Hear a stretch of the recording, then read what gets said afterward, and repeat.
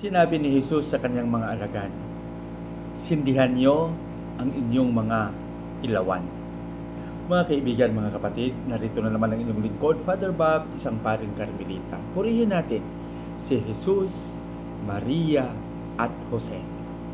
Ngayon ay nasa ika-22 araw na tayo sa buwan ng Oktubre, araw ng Martes, 2024. Sa ating patuloy na pagninilay, nagpapasalamat ako sa inyong lahat, sa inyong pakikiisa at inyong pakikinig sa napakaikling mga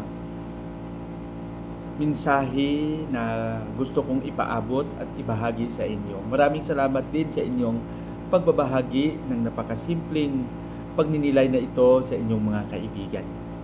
Sa araw na ito, ang ating ebanghelyo ay ibabahagi sa atin ni San Lucas, Kapitulo 12, versikulo 35 hanggang 38. Ano kaya ang dahilan bakit sinabi ni Jesus sa kanyang mga alagad, "Sindihan niyo ang inyong mga ilawan"?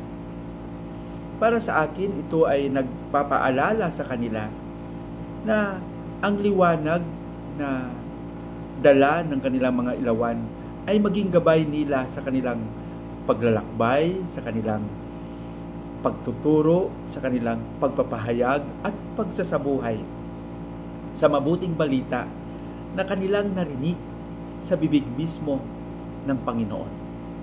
At gaya ng sinabi ni Jesus sa kanyang mga alagad, tayo rin ay sinasabihan ni Jesus na sindihan natin ang ating mga ilawan.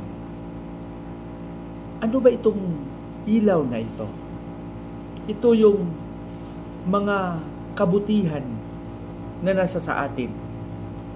At kung maibahagi natin ito sa iba, sila rin mismo ay makadama ng liwanag ng kabutihan ng Panginoon. Tayo ay tagadala lang ng liwanag na ito. Tayo ay instrumento ng liwanag na ito. At ang liwanag ay walang iba kundi si Kristo mismo na siyang maging gabay natin sa ating paglalakbay. Amen? Kaya pagsikapan natin na yung ating mga ilawan ay palaging nasisindihan.